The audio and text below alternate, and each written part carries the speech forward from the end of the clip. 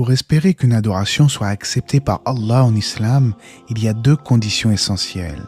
La première de ces conditions est la sincérité, qui est le contraire de l'hypocrisie.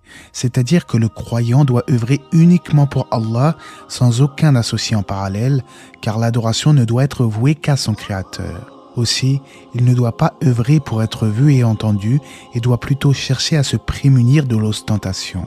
C'est le sens de la première partie de l'attestation de foi, La ilaha illallah, nul n'est en droit d'être adoré en dehors d'Allah.